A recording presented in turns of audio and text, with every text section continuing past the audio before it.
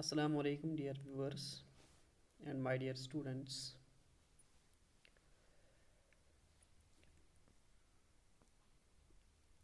Today, my topic is To the Cuckoo. Dear students, To the Cuckoo is a poem in the English subject in the English book of class 9th. This poem has been written by William Wordsworth. Dear students, as you know that William Wordsworth is a famous English poet. He has written a number of poems, and this poem, The Cuckoo, is one of those poems.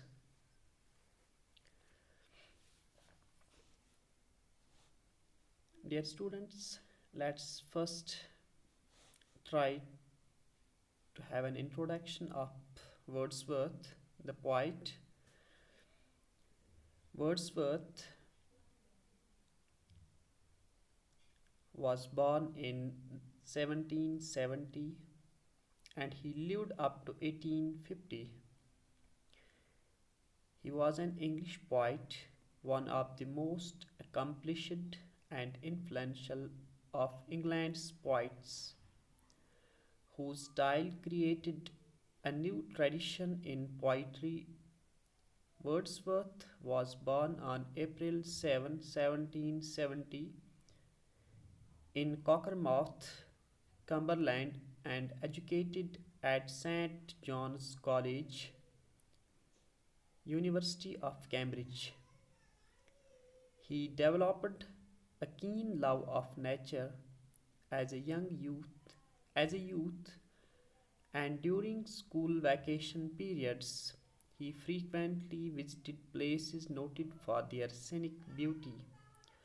After receiving his degree in 1791, he returned to France, where he became an enthusiastic convert to the ideals of French Revolution 1789-1799.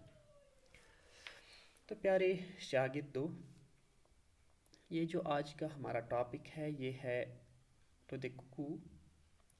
एक poem है, एक नज़म है जो William Wordsworth द्वारा लिखी गई है। प्यारे बच्चों, जैसा कि आप जानते हो कि ये वर्ड्सवर्थ जो है इंग्लिस्तान का एक शायर था, काफ़ी ज़्यादा मशहूर शायर था। ये 1770 से 1850 ईस्वी तक इसने अपनी ज़िंदगी गुजारी, यानी 1770 में पैदा हुए और 1850 में इस दुनिया से चले गए। डियर स्टूडेंट्स, ये जो वर्ड्सवर्थ है ये इंग्लैंड का यानी बरतानिया के जो पोइट्स हैं, जो बरतानिया के शायर थे, उनमें से जो सबसे ज़्यादा इन्फ्लुएंशियल, सबसे ज़्यादा जाना पहचाना या सबसे ज़्यादा पढ़ा जाने वाला पोइट जो था, सबसे ज़्यादा जिसकी पोइट्री पढ़ी जाती थी, सबसे ज़्यादा जिसका नाम, जिसकी जान पहचान हुई थी बरतानिया में, तो वो वर्ड्सवर्थ था। Whose style created a new tradition in poetry. जो शायरी थी इंग्लिश, जो अंग्रेज़ी की जो शायरी होती है, अंग्रेज़ी की जो पोइट्री होती है, इसमें वर्ड्सवर्थ के अंदाज ने, जो वर्ड्सवर्थ का जो अंदाज़ था वो अपने आप में एक मुख्तलिफ अंदाज़ था। वर्ड्सवर्थ की शायरी का जो अंदाज़ था वो बिल्कुल एक मुख्तलिफ था। तो इसने एक नई दिशा दी पोइट्री को, एक नई तरह दी इसने इस शायरी को। Wordsworth was born on April 7, 1770। सात अप्रैल 1770 में इसने जन्म लिया। कॉकरमाउथ एक जगह है कम्बरलैंड, इंग्लैंड में, तो वहाँ पे इसने اس کی پیدائش ہوئی. اس کے بعد اس کی جو ایجوکیشن تھی and educated at saint John's college university of Cambridge. University of Cambridge میں saint John's college university of Cambridge کا جو سینٹ جانز کالج ہے وہاں پہ اس کی جو تعلیم و تربیت ہوئی, وہاں پہ اس نے تعلیم حاصل کی. He developed a keen love of nature as a youth, and during school vacation periods, he frequently visited places noted for their scenic beauty. اس کا جو قدرت میں جو قدرتی چیزیں ہیں, جو قدرت کا نظارہ ہے, جو قدرت کی یہ خوبصورتی ہے, اس میں نیچر کے ساتھ اس کا کافی زیادہ لگاؤ تھا. ایز اے یوتھ, جب یہ چھوٹا تھا, جب یہ نوجوانی کی عمر میں تھا, تبھی سے اس کی جو اٹریکشن ہے, اس کا جو پیار ہے, اس کا جو لگاؤ ہے, وہ نیچر کی طرف گیا. And during school vacation periods, جب اس کو سکولوں میں چھٹی ملتی تھی, جو سکولوں میں جو چھٹیوں کے ایام ہوتے تھے, وہ کیا کرتا تھا, وہ وزٹ کرتا تھا. ہی فریکوینٹلی وزٹڈ پلیسز, یہ زیادہ سے زیادہ ان جگہوں کا سیر کرتا تھا. Noted for their Sainik beauty, جو جگہیں اپنی خوبصورتی کی وجہ سے کافی مشہور ہوتی. After receiving his degree in 1791 he returned to France. جب اس نے اپنی ڈگری لے لی 1791 جب اس نے اپنی ڈگری کمپلیٹ کی کیمبرج یونیورسٹی میں, ہی ریٹرنڈ ٹو فرانس, تو وہ فرانس چلا گیا. where he became an enthusiastic convert to the ideals of the French Revolution.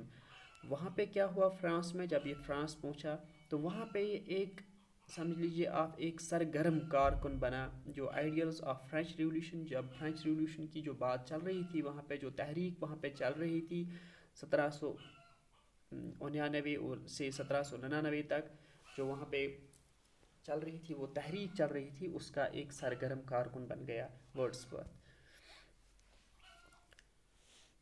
اس کے بعد although Wordsworth had begun to write poetry while still a schoolboy, none of his poems was published until 1793. He is popularly known as the poet of nature. He wrote poems portraying nature as something divine and spiritual. Although Wordsworth had begun to write poetry while still a schoolboy, اگرچہ ورڈسورتھ نے اپنی شاعری تب سے شروع کی تھی جب سے وہ چھوٹا تھا, سکول جاتا تھا, یعنی جب جو اس کے سکول جانے کے ایام تھے, انہی ایام میں اس نے پوئٹری لکھنا شروع کی تھی. None of his poems was published, لیکن اس کی کوئی بھی پوائم, اس کی کوئی بھی نظم پبلش نہیں ہوئی, شائع نہیں ہوئی.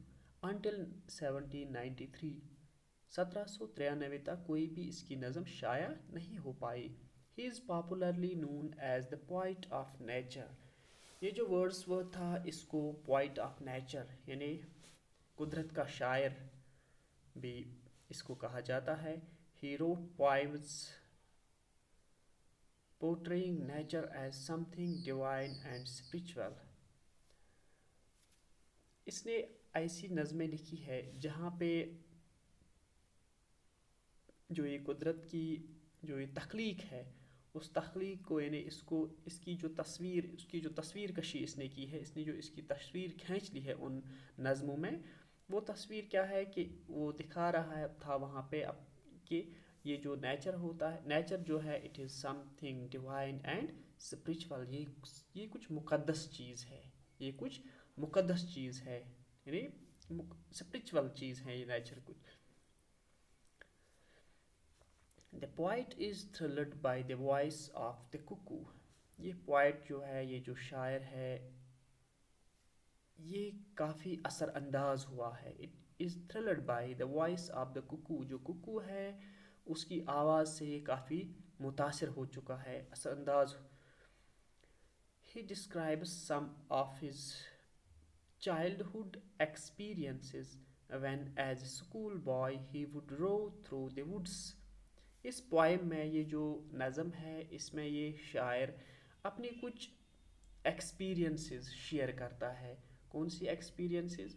جب یہ چھوٹا تھا، جب یہ اسکول بوائے تھا، تب جا کے ان دنوں میں، ان ایام میں جو یہ کبھی کبھی گھومتا تھا، کبھی کبھی ان جنگلوں کی سیر لگاتا تھا، وہاں پہ جو اس کو ایکسپیرینس ہوئی تھی، اس ایکسپیرینس کو یہ شاعر یہاں پہ اس نظم میں شیئر کرتا ہے، اس نظم میں ایکسپلین کرتا ہے کہ اس نے وہاں پہ کیا دیکھا، وہاں پہ اس نے کیا محسوس کیا جب یہ چھوٹا بچہ تھا، اسکول گوئنگ چائلڈ تھا. تب ان دنوں میں جب یہ کبھی کبھی ان جنگلوں کی سیر کرتا تھا، جو یہ قدرتی نظارے تھے ان کو دیکھتا تھا، قدرت کی جو قدرت کی جو خوبصورتی تھی اس کو دیکھتا تھا، اس کو دیکھنے کے لیے جاتا تھا، وہاں پہ اس نے کیا محسوس کیا، وہاں پہ اس کی کیا ایکسپیرینس رہی، اس ایکسپیرینس کو، ان فیلنگس کو یہ پوائٹ جو ہے اس پوائم میں، اس نظم میں شیئر کرتا ہے، ایکسپلین کرتا ہے کہ وہاں پہ اس کی ایکسپیرینس کیسی رہی. Dear students, I think it is enough for today. So اللہ حافظ. In the next lecture we will be discussing the poem, and we will try to understand what what the poem reads about, what the poet, what is the message, or what are the experiences of the poet that he wants to share with us. Till then, Allah Hafiz, stay home, stay safe.